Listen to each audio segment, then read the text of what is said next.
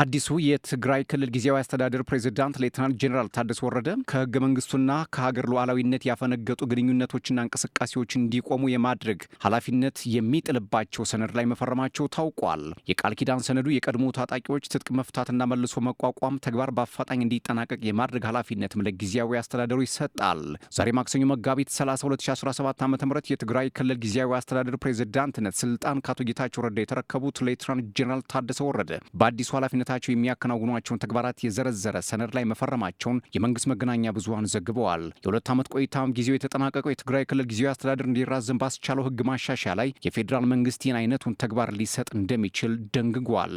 ባለፈው ሳምንት ማክሰኞ የጸደቀው የፌዴራል መንግስት በክልል ጣልቃ የሚገባበት ስርዓት የሚደነግግ ማሻሻያ አዋጅ ላይ ካካተታቸው 3 ዋና ጉዳዮች ውስጥ አንዱ በክልሎች የሚቋቋም ጊዜያዊ አስተዳደር ትኩረት ሰጥቶ የሚሰራባቸውን ጉዳዮች የሚመለከት ነው። የፌዴሬሽን ምክር ቤት አፈ ጉባኤ በሚያስተላልፉት ውሳኔ ላይ ጊዜያዊ አስተዳደሩ ትኩረት ሰጥቶ ሊሰራባቸው የሚገቡ ጉዳዮች ሊመላከቱ እንደሚችሉ በአዋጁ ማሻሻያ ላይ ሰፍሯል።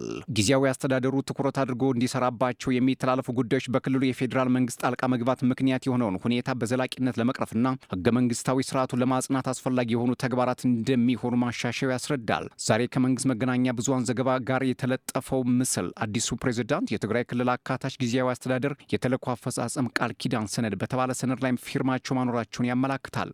የቃል ኪዳን ሰነዱ ጊዜያዊ አስተዳደሩ ከዚህ በታች የተዘረዘሩት ኃላፊነቶች ለመወጣት በሙሉ ኃይሉና ትጋት ይሰራል በማለት 8 ጉዳዮችን ዘርዝሯል። በሰነዱ ላይ በቀዳሚነት የተጠቀሰው ኃላፊነት የተፈናቀሉ ዜጎችን ወደ ቀያቸው የመመለስ ሂደትን የሚመለከት ነው። ጊዜያዊ አስተዳደሩ በጅምር ላይ ያለውን የተፈናቀሉ ዜጎችን ወደ ቀያቸው የመመለስ ተግባር እንዲጠናቀቅና በቀሪ አካባቢዎችን በፍጥነት እንዲተገበር የማድረግ ኃላፊነት እንደተጣለበት በሰነዱ ላይ ሰፍሯል። ከብዙ መጓተት በኋላ ቢጀመር መስተጓጎል ያጋጠሙ የትግራይ ኃይሎችን ትጥቅ ማስፈታት ጉዳይ አዲስ ፕሬዝዳንት ለተሾመለት ጊዜያዊ አስተዳደር የተሰጠ ሌላው ኃላፊነት ነው። በፕሪቶሪያ ስምምነት መሰረት ትጥቅ የመፍታትና የቀድሞ ታጣቂዎችን መልሶ የማቋቋም ተግባር መከናወን እንዳለበትም በሰነዱ ላይ ተጠቅሷል።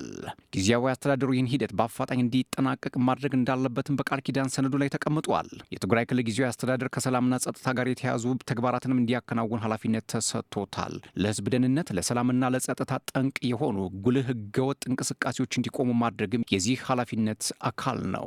በአዲሱ ፕሬዝዳንት የሚመራው ጊዜያዊ አስተዳደር በክልሉ የሲቪክና የፖለቲካ መብቶች ተግባራዊ የሚሆኑበት እንዲሁም የፖለቲካ ብዝሃነት የሚያስተናግድ ዲሞክራሲያዊ አውድ እንዲፈጠር ያደርጋልም ተብሏል። የተልዕኮ አፈጻጸም ቃል ኪዳን ሰነድ ላይ የተካተተው ሌላኛው ጉዳይ በሂደት ላይ ያለውን የሀገራዊ ምክክር የሚመለከት ነው።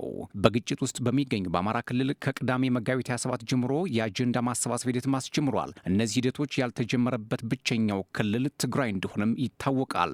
ዛሬ በተፈረመው የቃል ኪዳን ሰነድ የክልሉ ህዝብ የተለያዩ ማህበረሰብ ክፍሎችን የፖለቲካ ተዋንያን በሀገራዊ የምክክር ሂደት እንዲሳተፉ ሁኔታዎችን የማመቻቸት ኃላፊነት ለጊዜያዊ አስተዳደሩም ተሰጥቷል። በሰነዱ ላይ የተጠቀሰው የመጨረሻው ጉዳይ በክልሉ የሚገኙ የሚዲያና ኮሚኒኬሽን እንቅስቃሴዎችን ይመለከታል። በክልሉ የሚገኙ መገናኛ ብዙሃን እንቅስቃሴ የሀገሪቱ ህዝቦች ትስስርና መልካም ግንኙነት የሚያጠናክሩ መሆን እንደሚገባቸው በሰነዱ ላይ ተጠቅሷል። ጊዜያዊ አስተዳደሩ መገናኛ ብዙሃንና ኮሚኒኬሽን እንቅስቃሴዎች ህገ መንግስታዊ ስርዓትን የሚያስከብሩ መሆናቸውን የማረጋገጥ ተግባርን የማከናወን ኃላፊነትም ተጥሎበታል። በዚህ ሰነድ ላይ ስማቸው የተጻፈው አዲሱ ፕሬዝዳንት ሌተናንት ጄኔራል ታደሰ ወረደ ፊርማቸውን ያኖሩት ስራዬን ስጀምር ከላይ የተዘረዘሩት ኃላፊነቶች በትጋትና በታማኝነት ለመወጣት ቃል እገባለሁ ከሚል ጽሑፍ ስር ነው። ክቡራትና ክቡራን እንደዚህ መረጃዎችን ታገኛላችሁ። ሰብስክራይብ፣ ላይክ፣ ሼር፣ ኮሜንት እያደረጋችሁ ቤተሰብ ሁኑ። ሰላም።